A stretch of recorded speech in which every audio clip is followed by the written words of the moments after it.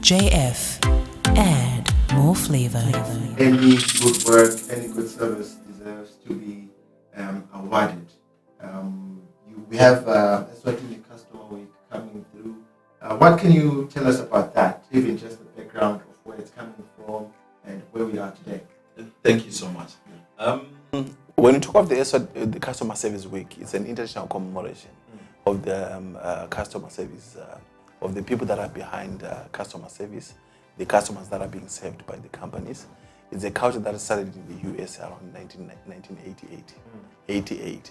So that culture has sprung into many different countries, and many countries have taken up the celebration of the International Customer Service Week. Us as a nation, we've also done that. This is our fourth year in running, celebrating the Customer Service Week, which we've dubbed the Eswatini Customer Service Week. So the first full week of October is an International Customer Service Week. So internationally, there's a theme that is released around July to run with for that particular year. So also this year, we've got a theme that we're running with, which is the magic of service. Yes. Magic of service, nice. So it's the magic of service, that magical experience that turns an unhappy customer into a satisfied customer, a repeat customer into an advocate. So you see that when you speak of customer service, we don't necessarily need to spend more on marketing, but we need to spend more on creating an experience. Right? You see the customer experience journey. Yeah. As you walk into an institute, as you walk into an organization, the duration of the stay in that particular organization, there's an experience that you come up with, that lasting impression, that lasting experience, something that you can go out and share to other people to say, when I went there, it was a wow. Yeah. So it is the customer experience that then plays a big role. So why? Because if you look at products that are being manufactured, because we've got standards, the products are almost the same in terms of what is put together to come up with the product.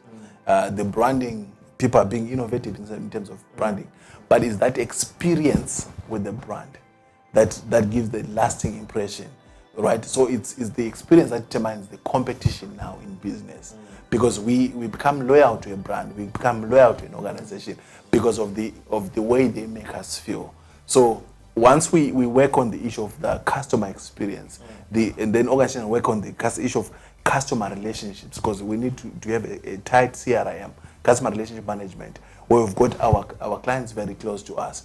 We're always in close proximity, interacting with our clients. So once we create that, and once we take care of customer service, then we are done.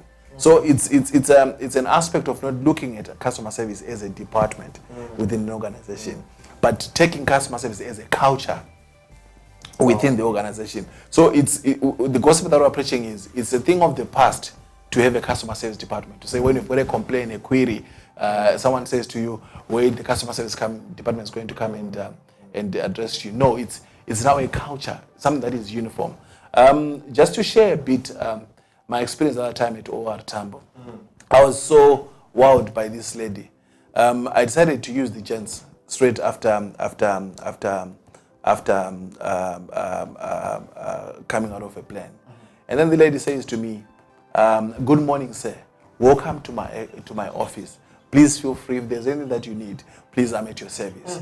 I was so pleased to say the environment that the person is creating, the experience that the person is creating. We're talking of a toilet here, but the way the person is portraying it gives that lasting impression. To say, even if you wanted to mess up the place, you then ask yourself twice, say, really? So it's the experience that we're talking about. So the Customer Service Week is all about celebrating the people behind customer service, the frontline officers, the back-end officers, and also celebrating the customers, the people that employ us, because it's the customers that employ us. You know, without a customer, there's no business. Yeah. Wow. I also heard that, as we are in this Customer Service Week, there are also some awards attached to it. What can you tell us about that? True that. What we've done is we've created activities around the Customer Service Week, because what we want, or our aim is to end up having a customer-centric kingdom. So we are preaching customer centricity. That's what we are preaching. So what we've done is we've lined up some activities as a way of commemorating this International Customer Service Week. So the first activity that we're going to have is a Customer Service Week launch march. Okay.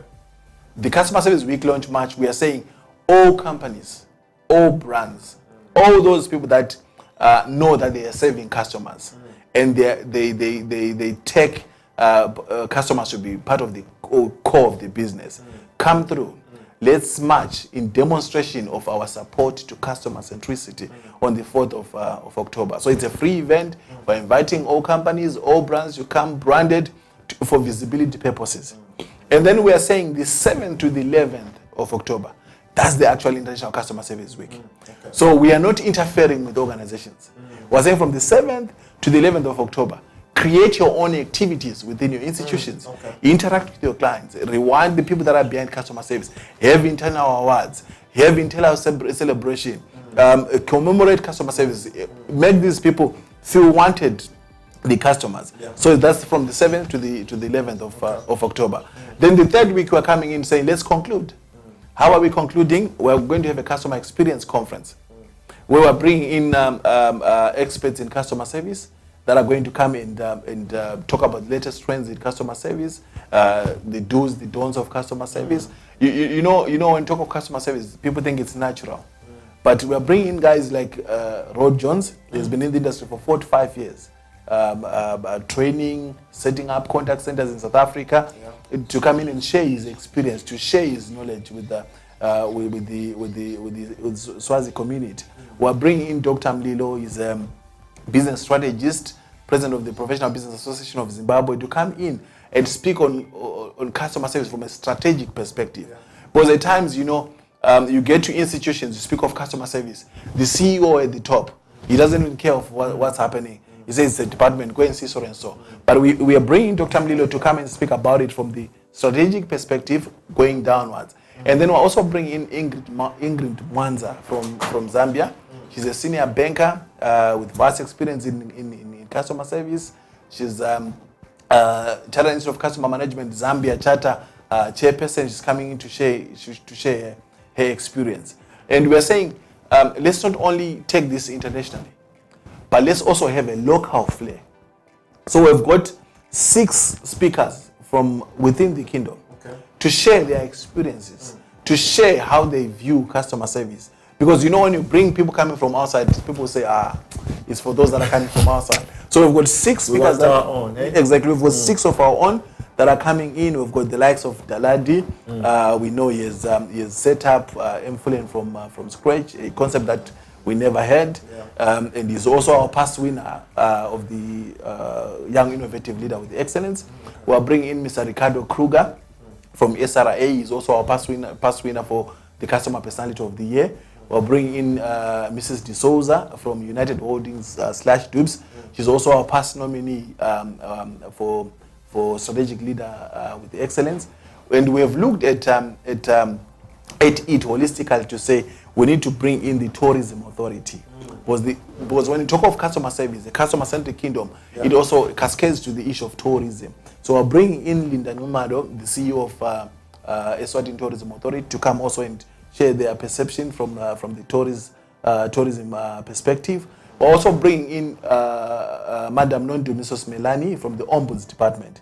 It's a new department, fairly new. We also want them to speak about how the Ombuds and customer service, how do they work together. So if you look at it, it's a packed 2 days.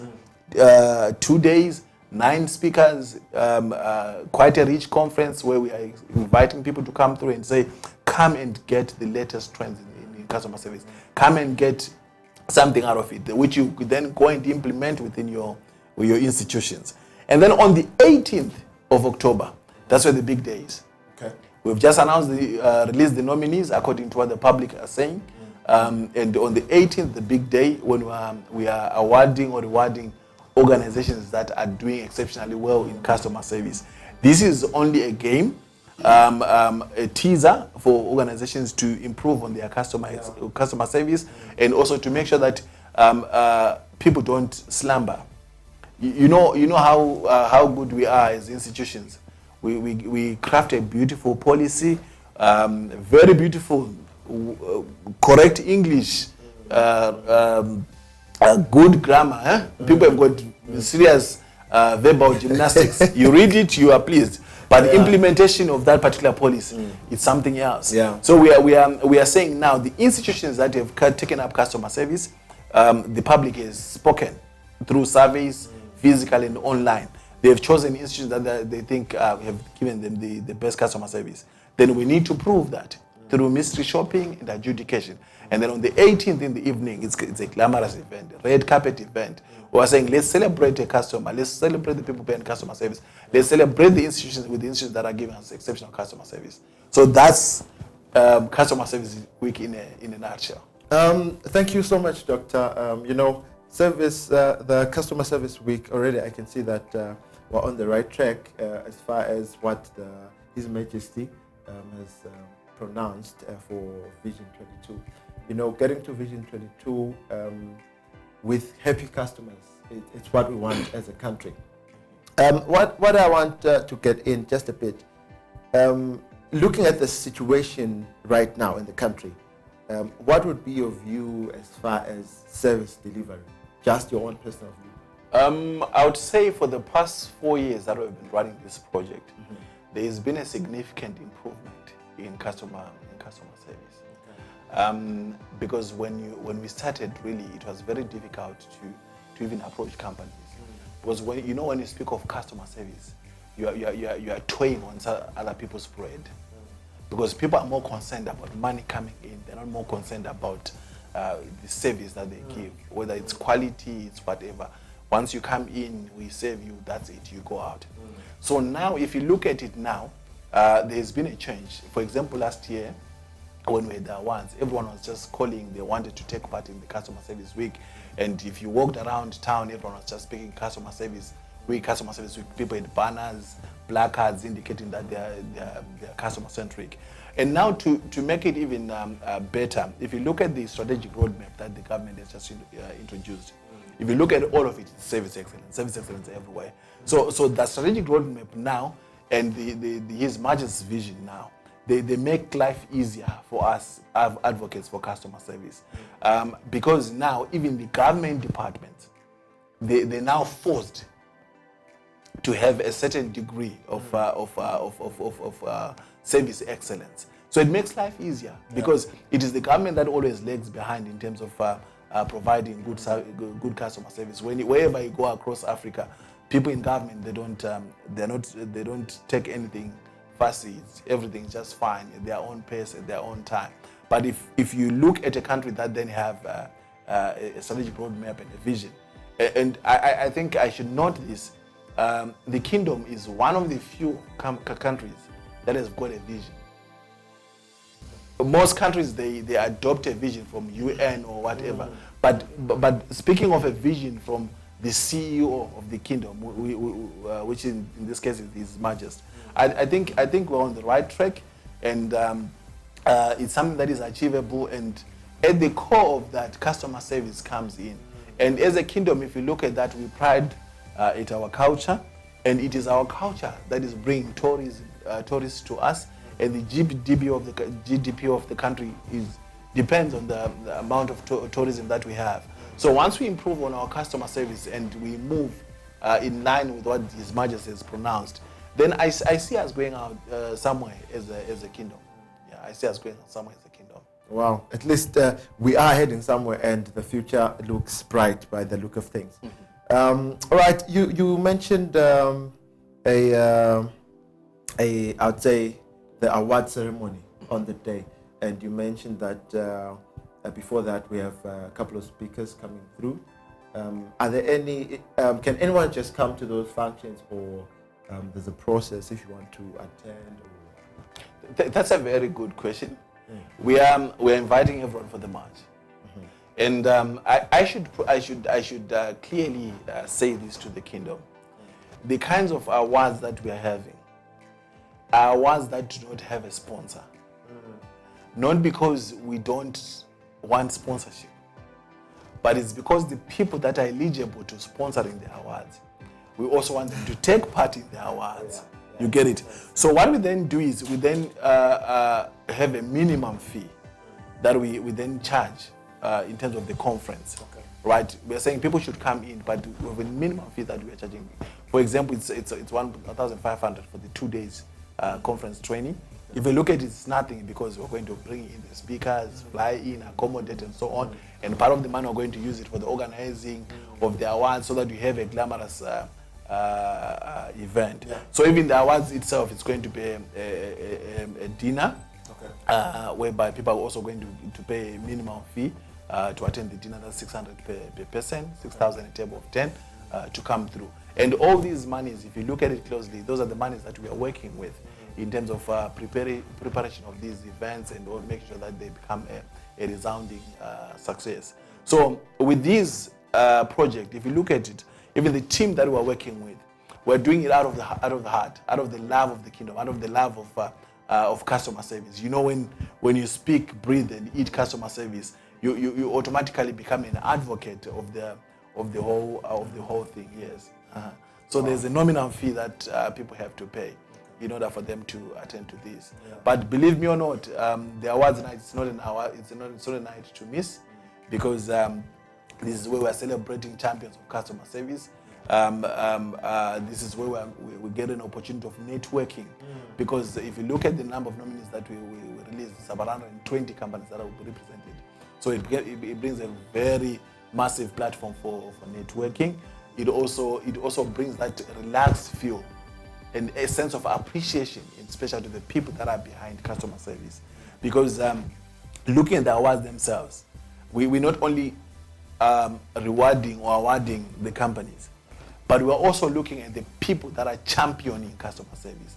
Because behind the policies and so on, someone has to be pushing.